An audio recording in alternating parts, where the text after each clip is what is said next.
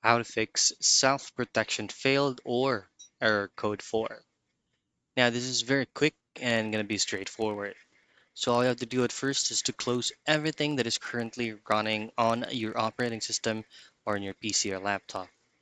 Go to your Windows icon and then type in Windows Firewall and then choose on Windows Defender Firewall. From here at your left side, just go into Advanced Settings.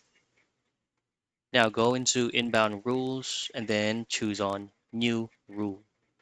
From here, just go on Program and hit on Next.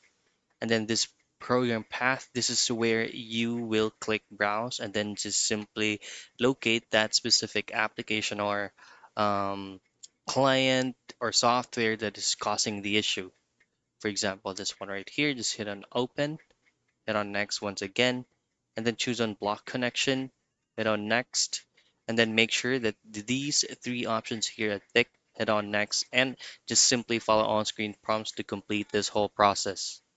And that's it. That's how you fix self-protection failed or error code 4.